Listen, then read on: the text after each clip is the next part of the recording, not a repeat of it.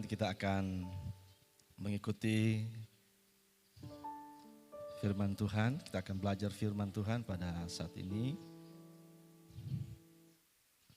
Dan kiranya kita semua fokus untuk mendengarkan firman Tuhan. Amin. Saya melihat wajah-wajah yang begitu bersuka cita, bersemangat mendengarkan firman Tuhan. Puji Tuhan, saya langsung saja untuk membuka Alkitab dalam Markus pasal 10 ayat 15. Ayat yang sudah dibacakan tadi, karena Bapak Gembala sudah baca ayat ini, jadi saya khotbah dari ayat ini Bapak Ibu. Bukan Bapak Ibu, memang sudah Tuhan taruh di hati saya ayat ini ya. Markus 10 ayat 15, dan nanti kita akan juga baca dalam Matius 18 ayat yang ketiga. Kalau Bapak Ibu sudah dapat ayat ini, dengan kasih saya mengundang kita semua bangkit berdiri.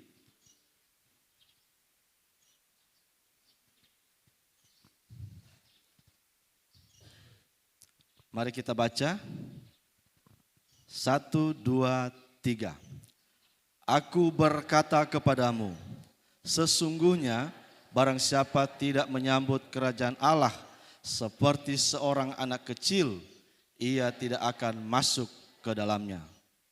Kita akan baca dalam Matius 18 ayat yang ketiga. Matius 18 ayat 3, sama-sama 1, 2, 3.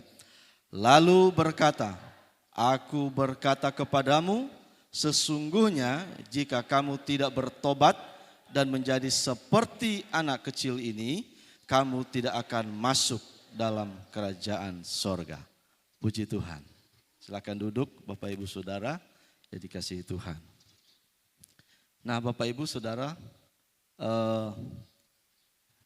dalam kebenaran ini Yesus sementara bicara tentang kerajaan Allah. Ya, kerajaan Allah dalam 2 ayat yang kita sudah baca tadi, dalam Markus pasal yang ke-10 ayat 15, di situ dikatakan kerajaan Allah.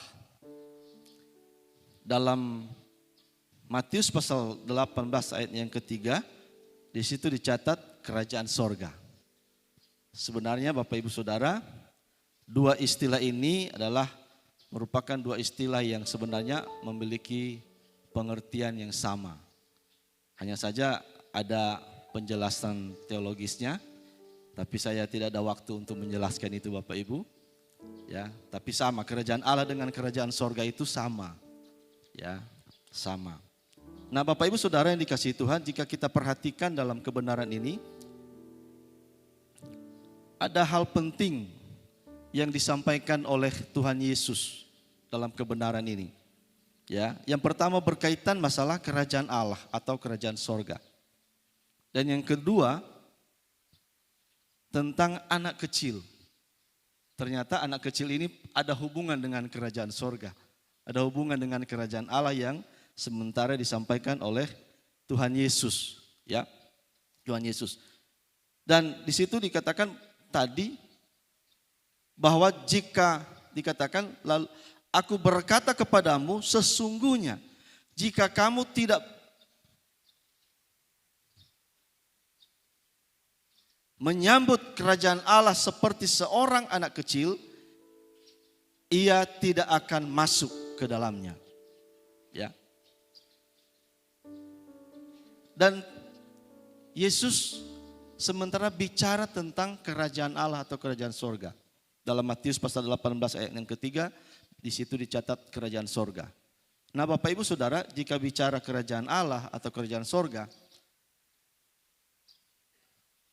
kerajaan Allah dan kerajaan sorga itu bisa bicara masalah tempat. Ya, sorga. Jadi bicara tempat. Jadi sorga itu memang ada secara tempat. Makanya kan Yesus berkata, aku menyiapkan tempat bagimu. Ya. Jadi sorga memang itu memang ada. Tuhan sudah sediakan bagi kita. Yang suka mau masuk sorga katakan amin. Tetapi kerajaan Allah atau kerajaan sorga juga dua-duanya ini bisa juga bicara masalah suasana, saudara-saudara. Jadi kalau kita bicara masalah kerajaan Allah dan kerajaan sorga, bisa bicara masalah tempat dan bisa bicara masalah suasana, saudara-saudara. Nah, jadi bisa tempat, bisa suasana. Juga ada dalam kebenaran firman Tuhan dalam Roma pasal 14 ayat 17. Roma 14:17 dikatakan, sebab kerajaan Allah bukan soal makanan dan minuman, tetapi soal kebenaran, damai sejahtera, dan sukacita oleh Roh Kudus. Ini bicara masalah suasana. Dan Tuhan juga memberikan, selagi kita di dalam dunia ini, Tuhan juga memberikan kepada kita, kepada setiap orang percaya, untuk mengalami suasana sorga sekalipun belum tinggal secara tempat, ya. Di sini kan semua masih tinggal di dunia, masih tinggal di rumah masing-masing. Tapi saudara-saudara, suasana kerajaan sorga itu bisa kita alami. Orang-orang percaya selagi masih di dalam dunia dapat mengalami yang namanya suasana sorga itu, ya. Suasananya apa itu? Ada damai sejahtera. Mungkin ada yang berkata, kalau di rumah dan tidak ada damai sejahtera berarti suasana apa itu? Berarti sebaliknya. Suasana surga itu apa? Ada damai sejahtera, ada kebenaran, ada sukacita oleh Roh Kudus. Jadi ini bisa dialami selagi masih di dalam dunia. Tetapi saudara-saudara yang dikasihi Tuhan, Tuhan juga menjanjikan kepada kita bahwa surga itu bukan hanya bicara masalah suasana, tapi bicara masalah tempat. Amin. Sehingga satu kali kelak orang-orang yang percaya kepada Tuhan akan dibawa Tuhan dalam kerajaannya yang kekal, yaitu sorga. Dunia ini kan cuma sementara. Kita tinggal di dalam dunia ini sementara, Bapak Ibu Saudara. Ya. Tetapi sekalipun di dalam dunia, jangan kita kehilangan yang namanya suasana sorga. Jangan sampai saudara-saudara di dalam dunia, di keluarga orang-orang percaya, yang terjadi bukan suasana sorga, tapi suasana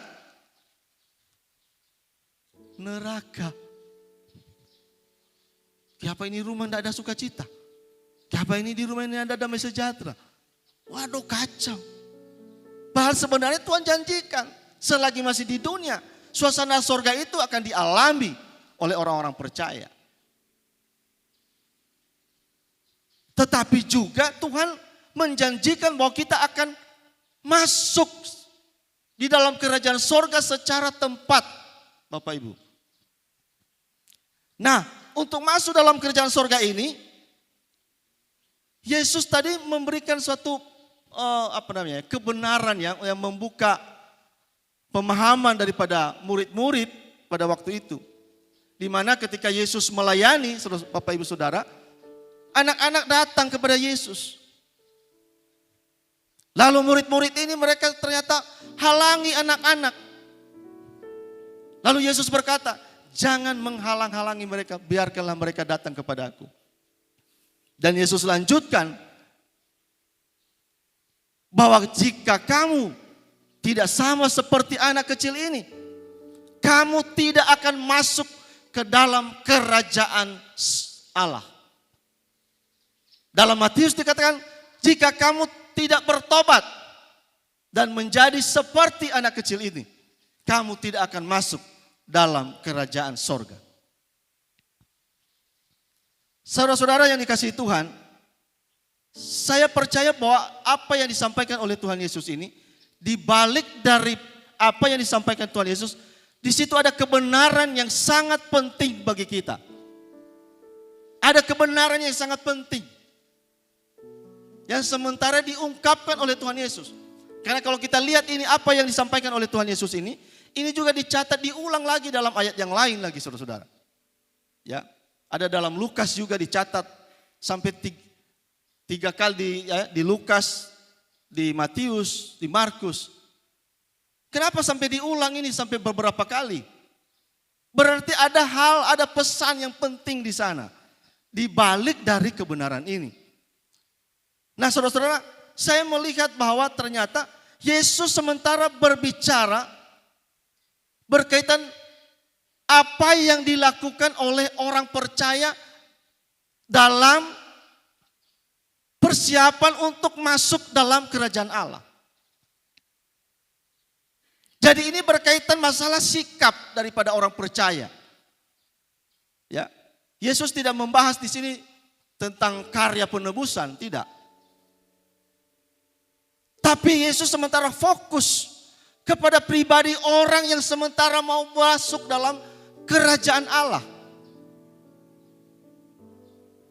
Sehingga Yesus berkata, kamu harus seperti anak kecil. Nah saya baca ayat ini Bapak Ibu Saudara, saya berpikir, masa orang dewasa mau jadi anak kecil lagi? Ini mau jadi anak kecil ini atau bagaimana sih jadi anak kecil? Ataukah kalau dia sudah dewasa, bapak-bapak misalnya ya, ibu-ibu kalau datang gereja bawa minum pakai dot, lagu minum. Kan anak kan biasa kan kalau meminum pakai dot, betul ya? Kan aneh Bapak Ibu. Semua bapak-bapak pakai dot minum air. Oh, karena firman Tuhan bilang harus menjadi anak kecil. Bukan seperti itu Bapak Ibu. Atau pakai semua anak-anak muda pakai kompeng. Tahu kompeng Bapak Ibu? Hah? Kompeng. Apa? Iya. Dua istilah yang sama pengertiannya. Bayangkan pakai itu. Apa kalau di sini namanya? Tompeng. Compeng. Kalau di tempat saya kompeng. Iya ya. Ah, C dengan K itu biasanya sama saudara. Iya kok. Coba kalau mobil bahasa Inggrisnya tulis car, baca apa? Car. Jadi C dan K itu sebenarnya sama. Jadi tidak usah baku ambil torang. Berdamai saja. Amin.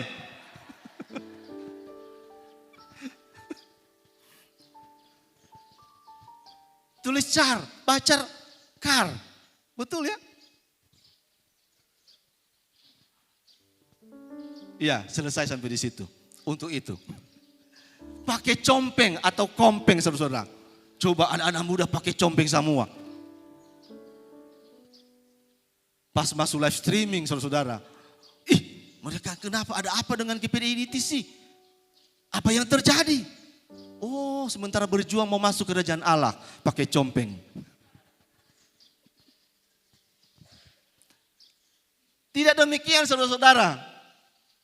Mau jadi anak kecil bukan berarti dia harus jadi berkelakuan anak kecil. Berperilaku anak kecil. Tidak demikian. Tapi mari kita melihat. Yesus sementara dia bicara sebenarnya tentang bagaimana sikap yang tepat untuk menyambut kerajaan Allah. Ya. Dan saya akan sampaikan beberapa sikap yang tepat dalam menyambut kerajaan Allah dengan belajar dari kebenaran tadi berkaitan dengan anak kecil.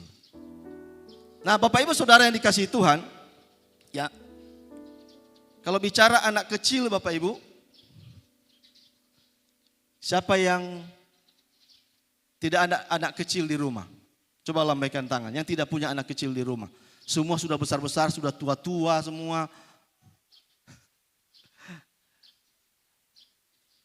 Mungkin sudah tidak ada keluarga yang sudah tidak lagi ada anak kecil ya. Tapi kita pasti tahu semua anak kecil tadi baru diserahkan ya. Nah di situ kata anak kecil di situ dalam bahasa aslinya itu Bapak Ibu Saudara dia pakai kata paidion. Ya. Ini biasanya istilah ini digunakan kepada anak-anak yang biasanya umur 7 tahun ke bawah, termasuk bayi. Jadi biasanya umur 7 tahun ke bawah dipakai istilah paidion ya. Yang di atasnya itu ada lagi istilah yang lain, Bapak Ibu. Nah, artinya ini umur kalau seandainya umur 7 tahun ke bawah, 4 tahun, 2 tahun, apalagi seperti yang baru diserahkan tadi, Bapak Ibu Saudara. ini anak kecil ini kan anak yang masih biasanya dia hanya bergantung kepada orang tuanya. Anak kecil itu saudara, yang ada dia pernah berpikir bagaimana mau cari nafkah. Ya, masih umur 1 tahun misalnya, baru lahir. Dia mulai baru lahir langsung sudah ada rancangan. Saya akan mau jadi dokter. Baru lahir. Wah, dokter. Mau jadi dokter. Baru lahir sudah jadi dokter. Biasa anak kecil Bapak Ibu, dia lebih apa?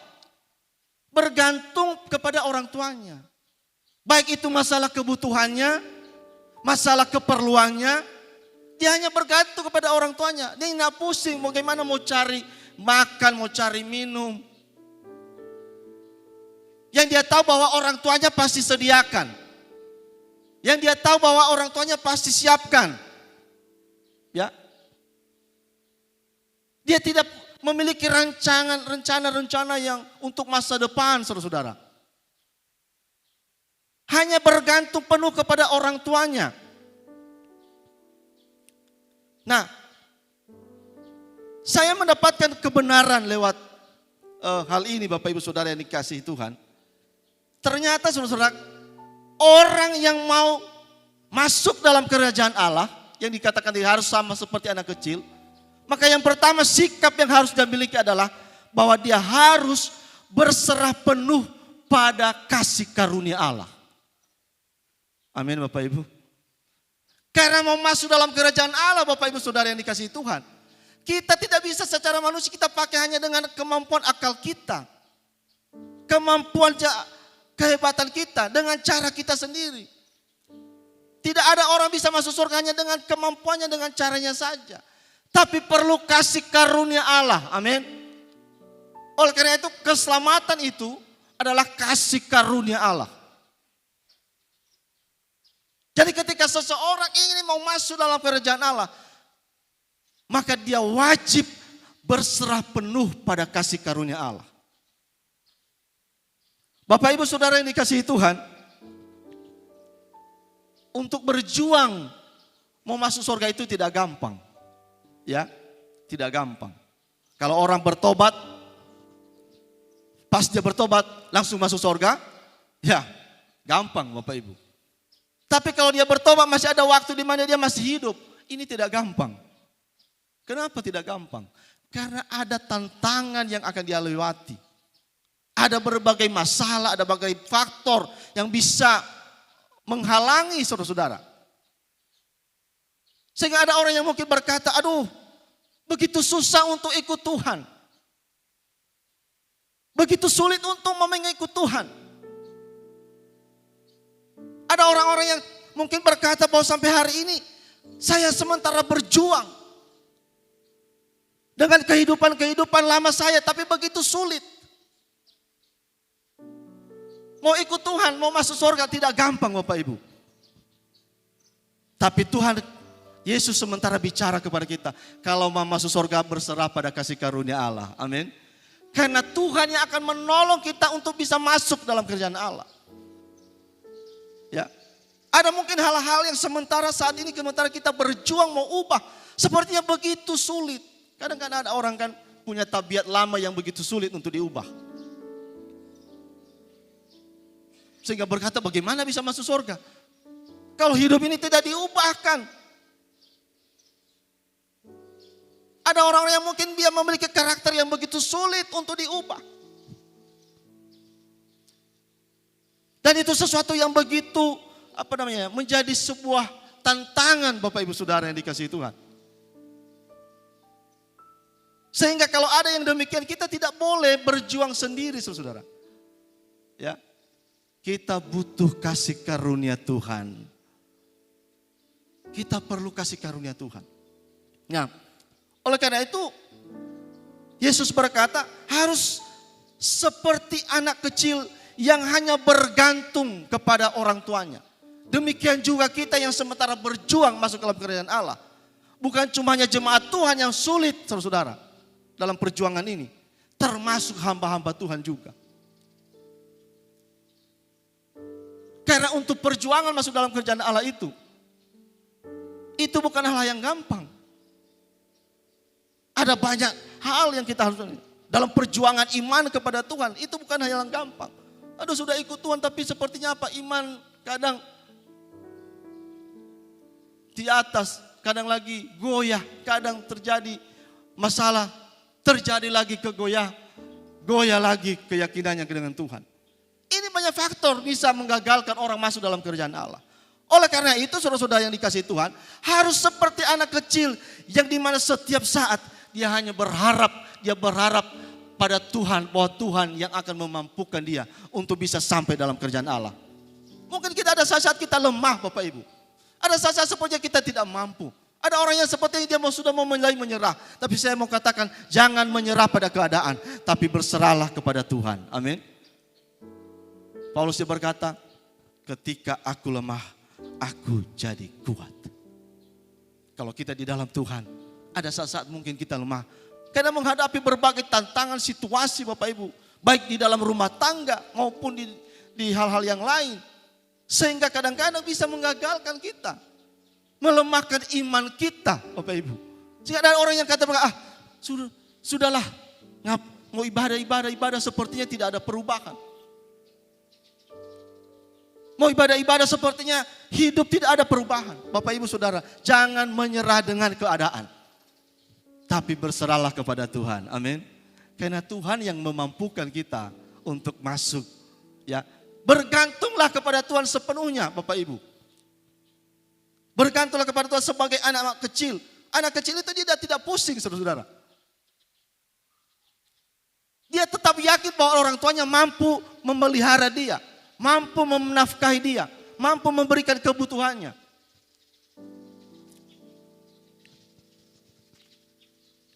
Itu anak saya Miracle. Dia tanya sama saya, Bapak, kalau anjing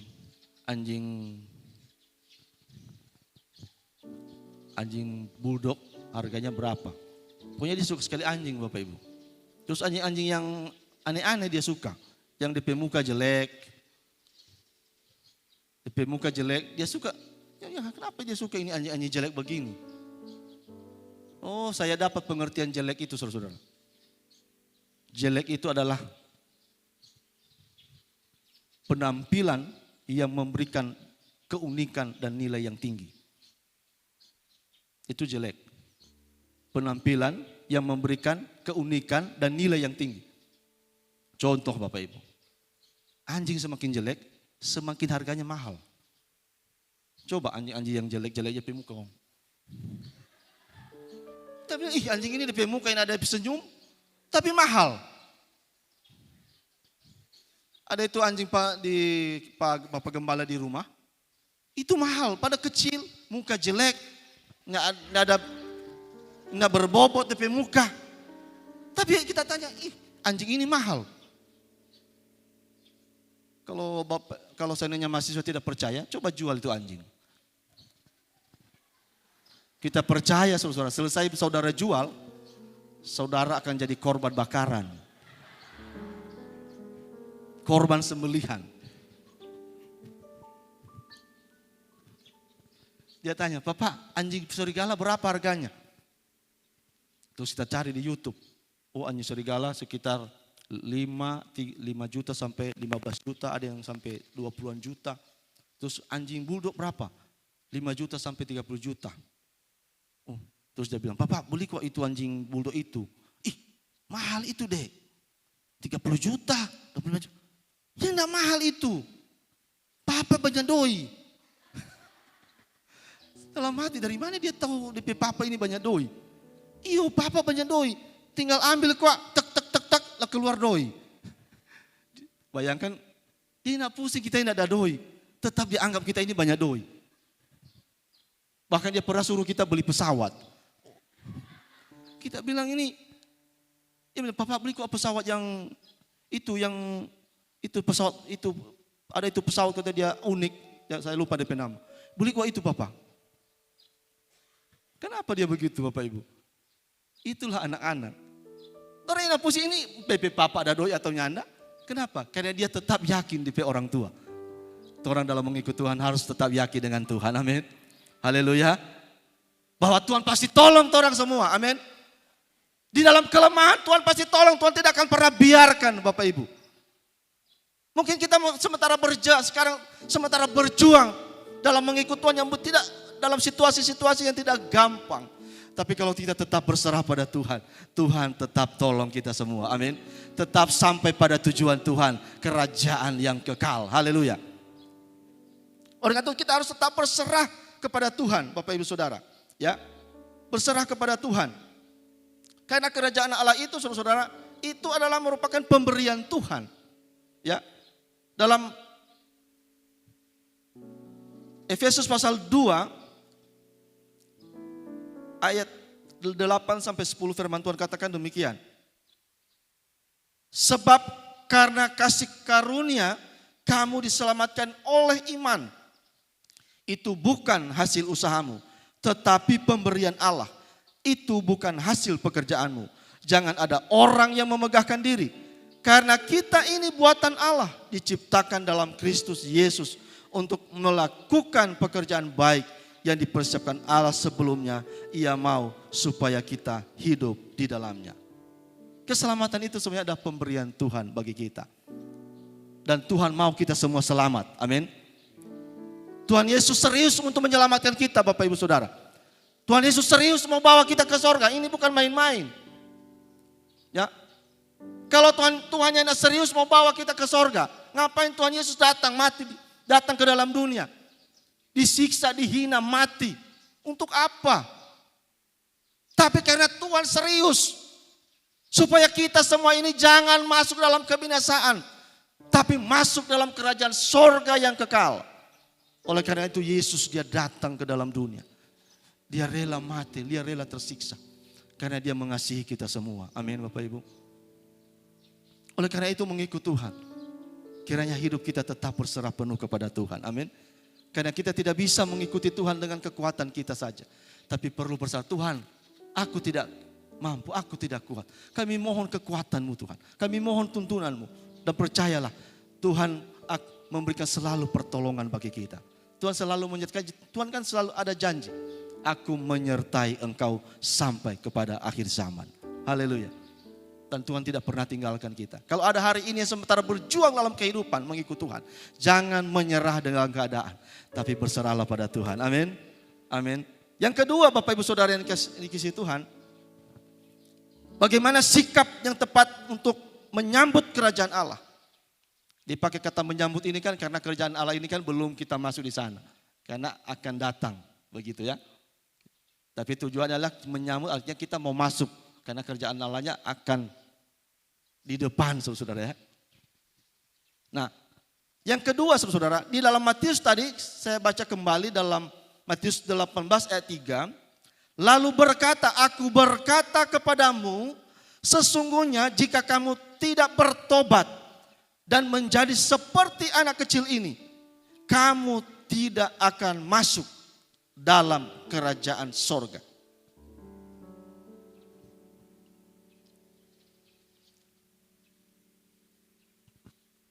Dikatakan jika kamu tidak bertobat dan menjadi seperti. Yang disuruh bertobat di sini saudara bukan anak kecilnya. Tapi orang yang dewasa. Dia katakan jika kamu tidak bertobat. Ini Yesus sementara bicara kepada orang yang dewasa. Dan menjadi sama dengan anak kecil. Apa hubungannya bertobat dengan anak kecil? Ini ayat ini sedikit saya bingung Bapak Ibu Saudara. Saya bilang kenapa Yesus suruh bertobat dan disandingkan dengan anak kecil?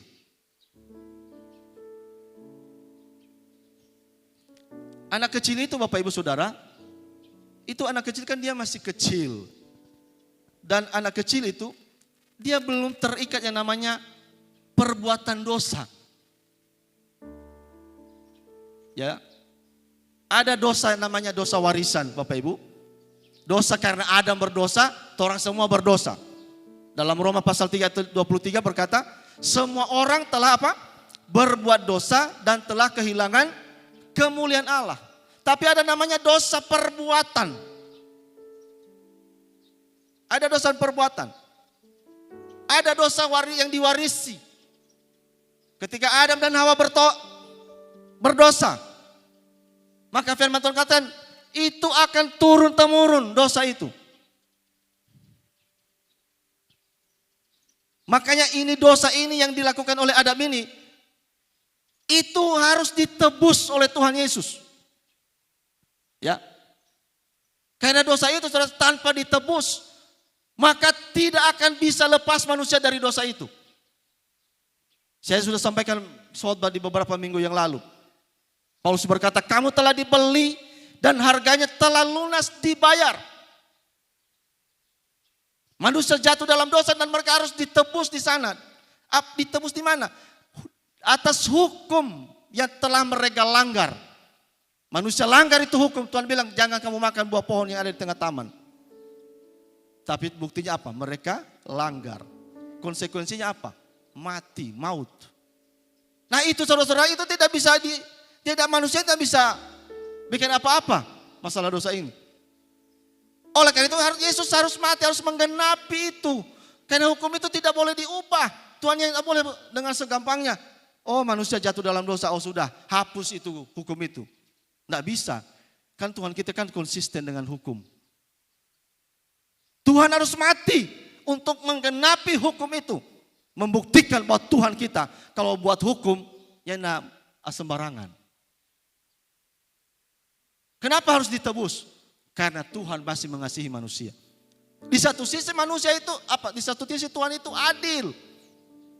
Oleh karena itu keadilan Tuhan itu, hukum yang telah dilanggar oleh manusia, Tuhan yang cabut. Tapi Tuhan genapi hukum itu. Karena Tuhan sudah bilang kalau makan mati. Tuhanlah yang genapi. Yesus mati di atas kayu salib. Dan ketika Yesus mati di atas kayu salib, terjadi kemenangan seperti khotbah Bapak Gembala. Kenapa terjadi kemenangan? Karena hukum itu digenapi dengan sempurna. Tapi ada yang namanya Bapak Ibu Saudara dosa perbuatan. Nah dosa perbuatan ini Bapak Ibu, selama orang hidup, ya ada hal yang dia lakukan yang bertentangan dengan firman. Oleh karena itu Yesus berkata harus bertobat. Dan menjadi sama seperti anak kecil. Kenapa disandingkan dengan anak kecil? Karena anak kecil ini dia bebas dari dosa perbuatan.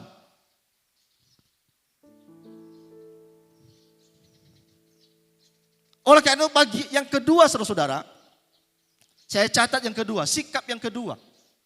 Berusaha terus-menerus bebaskan diri dari dosa perbuatan. Haleluya. Untuk dosa perbuatan ini perlu bertobat Bapak Ibu. Yesus berkata bertobat. Apa itu bertobat? Bertobat itu kalau para teolog menerjemahkan berbalik arah. Kalau tadinya arahnya ke sana, balik 180 derajat.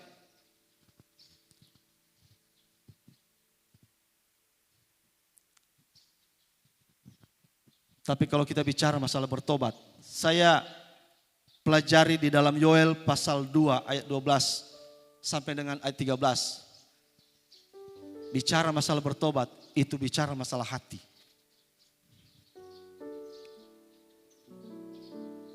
Bertobat itu berkaitan masalah hati dan berkaitan masalah pikiran. Dalam Yoel pasal 2 ayat 12 dikatakan, tetapi sekarang juga demikianlah firman Tuhan, berbaliklah kepadaku dengan segenap hatimu, dengan berpuasa, dengan menangis dan dengan mengaduh. Koyakkanlah hatimu dan jangan pakaianmu. Berbaliklah kepada Tuhan Allahmu. Sebab ia pengasih dan penyayang, panjang sabar dan berlimpah kasih setia. Dan ia menyesal karena hukumannya. Jadi kalau bicara bertobat, yang pertama hati harus berubah. Haleluya. Pertobatan itu adalah hati yang berbalik kepada Tuhan. Dalam Yoel dikatakan, koyakan hatimu, jangan pakaianmu. Pakaian itu hal yang dari luar, yang kelihatan. Bertobat bukannya merubah yang dari luar, tapi harus merubah yang dari dalam. Amin Bapak Ibu. Kalau hanya rubah yang dari luar Bapak Ibu, itu bukan bertobat, itu manipulasi. Tapi bicara bertobat, ini hati harus diubah. Koyakan hatimu, jangan ada yang tersembunyi. Harus terbuka di hadapan Tuhan. Dan Tuhan kita, Dia adalah Maha Pengasih dikatakan. Amin. Makanya firman Tuhan katakan, sekalipun dosamu merah seperti kirmisi, akan putih seperti salju. Sekalipun dosamu merah seperti kain kesumba, akan putih seperti apa? Bulu domba. Yang merasa di sini dosanya paling besar, coba lambaikan tangan. Tidak usah angkat tangan Bapak Ibu. Sekalipun orang dosa, mungkin orang anggap lebih besar dari orang lain. Tapi Tuhan kita Maha Kasih yang menghapus dosa kita. Amin. Nggak masalah Bapak Ibu. Mungkin kita merasa Tuhan kita ini nggak layak. Justru itu lebih baik. Kalau orang sadar. Ya, khotbah saya waktu lalu kan. Kesatuan antara penyesalan, pertobatan, dan kesadaran akan kasih karunia Allah. Orang kalau sadar itu bagus. Yang paling parah itu adalah tidak sadar. Tidak sadar dia berdosa. Sehingga dia merasa dia tidak berdosa. Firman Tuhan katakan, kalau ada orang yang merasa dia tidak berdosa, berkata tidak berdosa, firman Tuhan bilang, dia pendusta.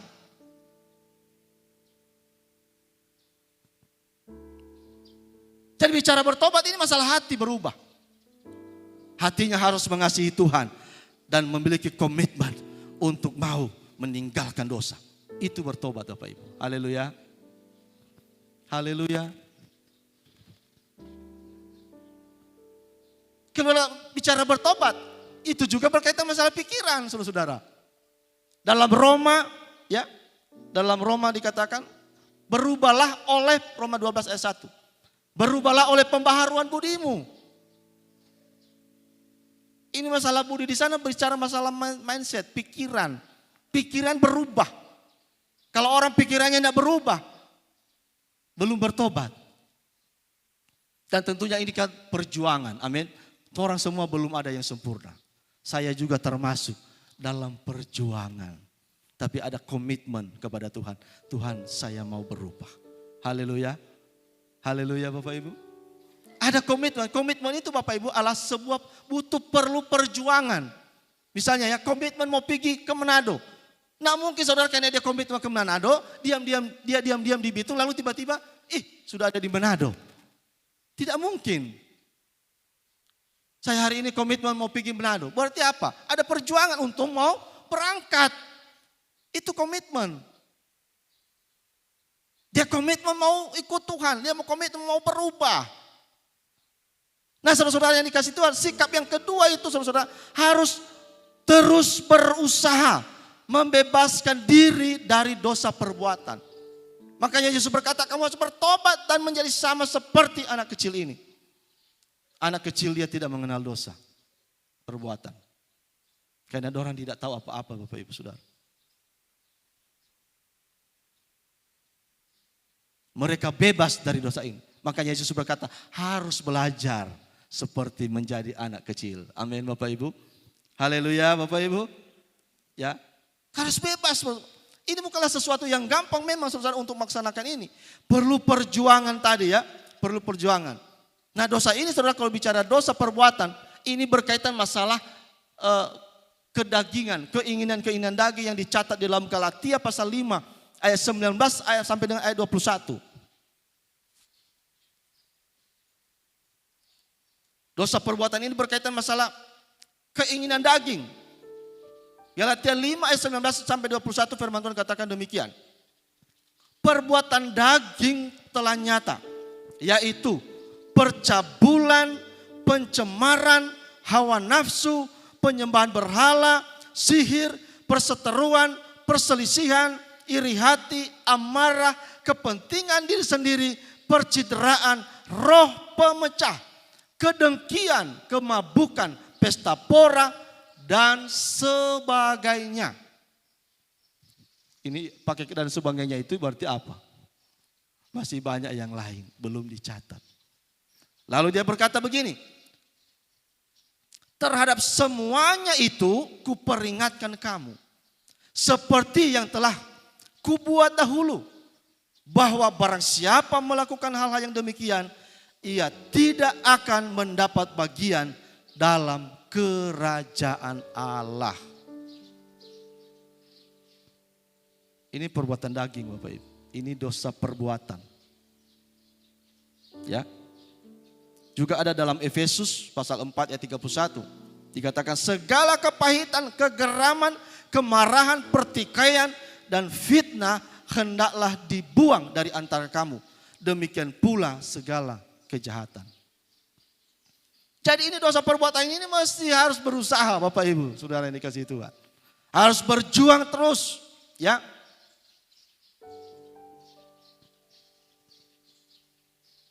Sehingga kalau ada mengalami masalah dalam hal ini, terikat dengan hal ini, maka solusinya adalah yang pertama, kita harus datang kepada Tuhan. Akui dosa di hadapan Tuhan. Sama Tuhan tidak susah, Bapak Ibu. Tuhan yang tidak bilang begini, aduh dosa kamu sudah terlalu besar, sudah hitam, so bukan merah. So hitam. Nggak. Apa ya Yesus, apa Tuhan katakan? Dalam mari kita lihat 1 Yohanes 1 ayat 9. 1 Yohanes 1 ayat 9. Firman Tuhan katakan demikian. Jika kita mengaku dosa kita, maka Ia adalah setia dan adil, sehingga Ia akan mengampuni segala dosa kita dan menyucikan kita dari segala kejahatan kita. Haleluya. Tuhan kita mengasihi kita semua. Amin. Semua kita ini adalah orang berdosa. Tapi Tuhan mau kita harus bereskan di hadapan Tuhan. Amin Bapak Ibu. Kapan itu bereskan dosa? Bukan cuma satu kali. Saya katakan tadi, terus menerus. Karena ada menjalani kehidupan ini ada banyak godaan. Godaan hari ini dengan godaan besok beda. Bisa saja beda. Untuk minggu depan lain lagi. Oleh karena itu setiap hari harus dibaharui. Itu kan Paulus berkata, hidup kami dibaharui dari sehari ke sehari, dari sehari ke sehari.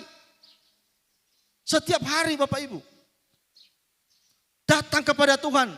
Kalau memiliki dosa, Tuhan bisa selesaikan. Firman Tuhan katakan, sekalipun dosa kita begitu mungkin besar, tapi Tuhan katakan Dia adil, Dia mengampuni dosa kita. Dia menyucikan kita dari segala kejahatan kita. Haleluya. Dan yang kedua Bapak Ibu, bagaimana cara menyelesaikannya? Jika terikat dengan hal-hal ini. Yang kedua, komitmen untuk terus meninggalkan dosa. Ya. Dalam Yohanes pasal 8 firman Tuhan katakan demikian. Ayat 11.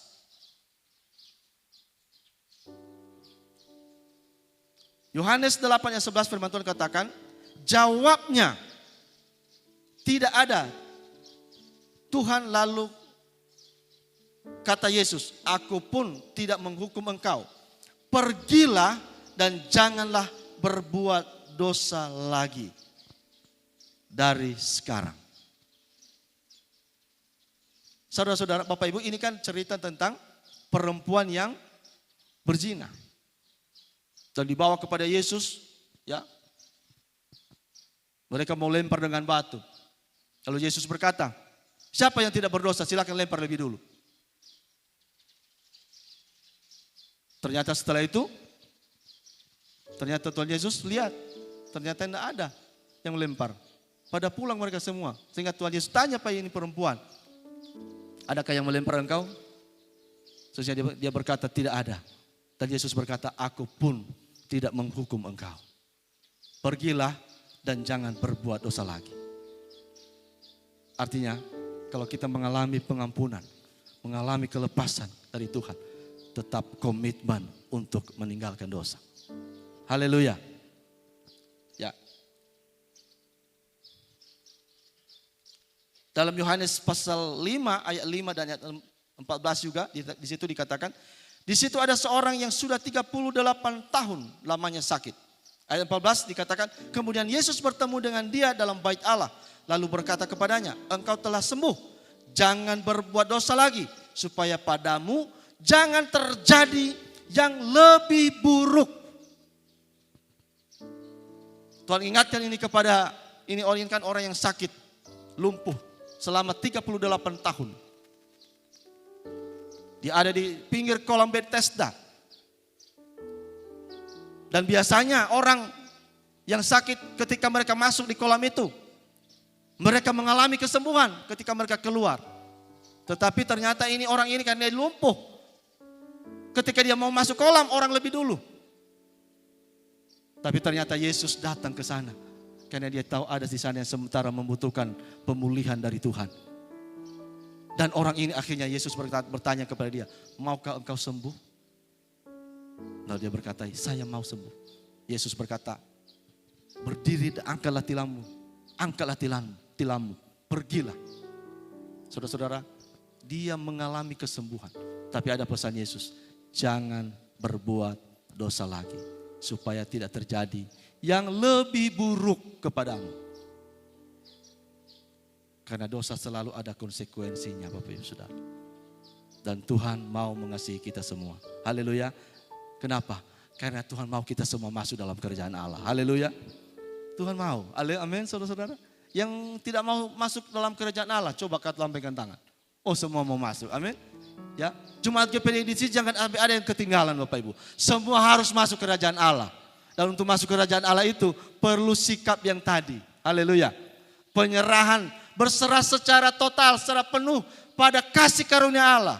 Dan yang kedua, harus terus menerus untuk membebaskan diri dari perbuatan dosa. Yang ketiga, yang terakhir Bapak Ibu Saudara. Yang ketiga, sikap yang ketiga. Yang ketiga, hiduplah dalam ketulusan dan kemurnian. Kalau kita bicara anak kecil Bapak Ibu, itu anak kecil itu mereka polos. Betul nggak? Misalnya ya contoh. Tapi papa bilang, Dek, kalau ada tamu, bilang papa tidak ada di rumah ya. Bilang ya, kalau ada tamu, papa tidak ada di rumah. Pas tamu datang Bapak Ibu, dia bilang sama tamu, Pak, papa bilang papa tidak ada di rumah. Padahal papa ada di dalam. Anak-anak itu apa? Mereka itu polos, tulus. Nggak ada kepalsuan sama mereka Bapak Ibu. Itu anak-anak. Tuhan mau kita sama seperti anak kecil tanpa kepalsuan. Haleluya. Ya. Kalau ingin mau menyambut, mau masuk dalam kerajaan Allah, perlu ketulusan dan kemurnian. Amin. Ya. Perlu ketulusan dan kemurnian dalam mengikut Tuhan. Dalam mengiring Tuhan. Dalam menjalani kehidupan beriman perlu ketulusan. Ya. Harus tulus Bapak Ibu. Tulus dalam beribadah juga harus tulus ya. Tulus dalam beribadah. Yosua pasal 24 ayat 14.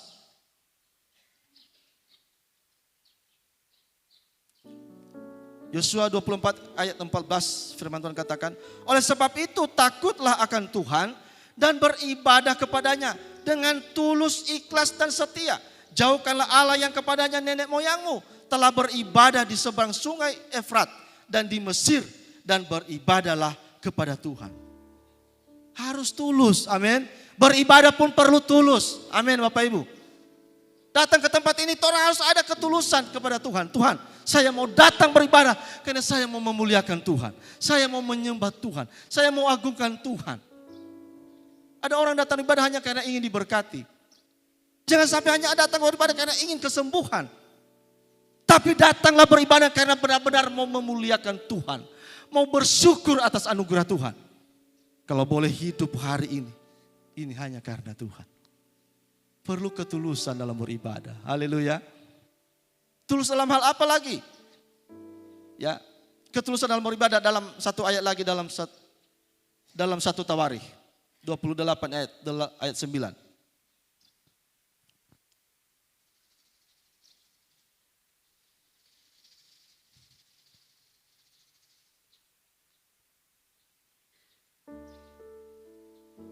Satu Tawarikh 28 ayat 9. Dan engkau anakku Salomo, kenallah Allahnya ayahmu dan beribadah kepadanya dengan tulus ikhlas dan dengan rela hati. Sebab Tuhan menyelidiki segala hati dan mengerti segala niat dan cita-cita. Jika engkau mencari Dia, maka Ia berkenan ditemui olehmu. Tetapi jika engkau meninggalkan Dia, maka Ia akan membuang engkau untuk selama-lamanya. Perlu ketulusan. Haleluya. Katakan kiri kanan Bapak Ibu. Harus tulus. Amin. Harus murni ikut Tuhan.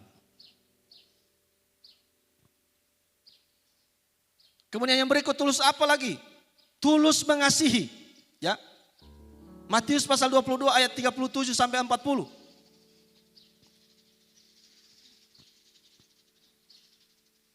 Firman Tuhan katakan demikian. Jawab Yesus kepadanya, kasihilah Tuhan Allahmu dengan segenap hatimu dan dengan segenap jiwamu dan dengan segenap akal budimu. Itulah hukum terutama dan yang pertama. Dan hukum yang kedua yang sama dengan itu ialah kasihilah sesamamu manusia seperti dirimu sendiri. Pada kedua hukum inilah tergantung seluruh hukum Taurat dan kitab para nabi. Perlu tulus mengasihi Tuhan. Haleluya. Tulus mengasihi orang lain.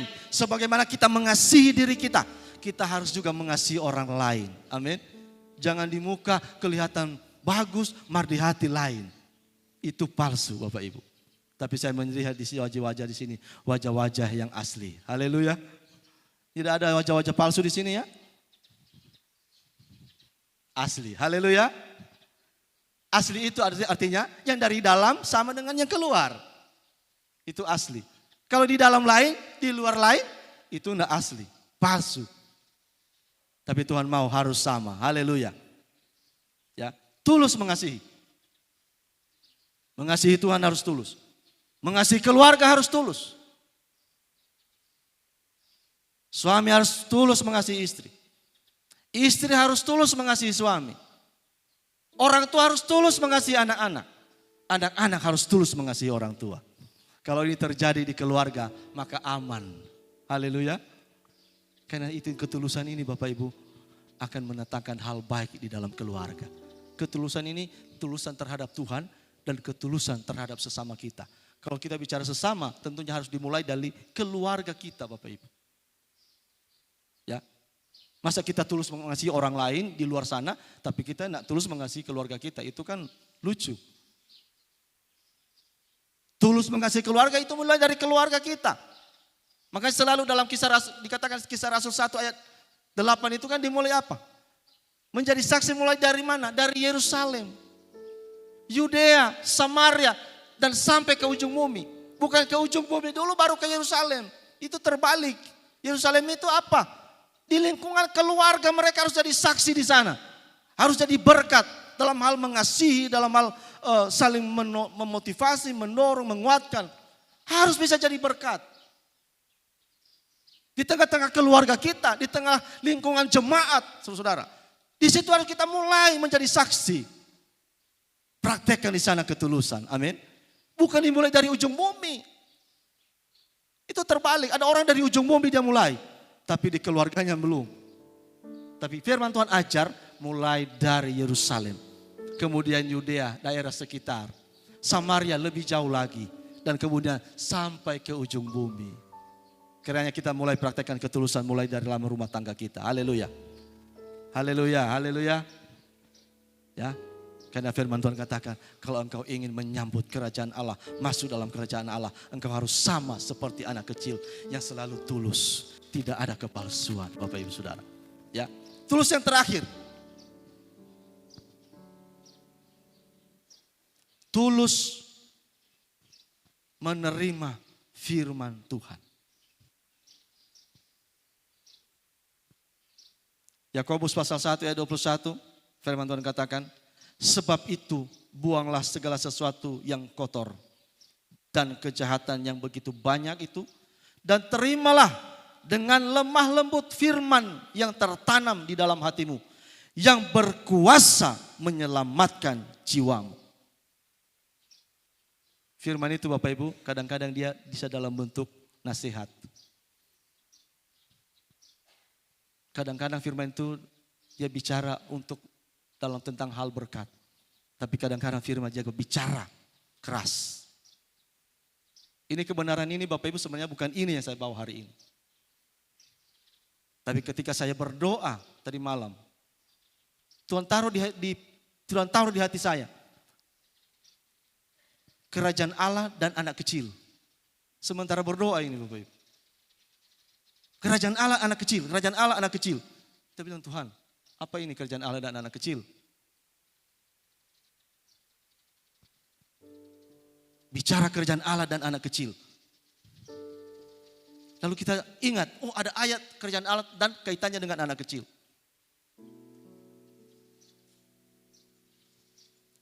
Awalnya saya bilang Tuhan, ini sudah jam berapa saya mau buat khotbah ini? Itu saya jam 2 itu saudara. Ya. Jam 2 Tuhan taruh di hati saya bicara kerajaan Allah dan anak kecil.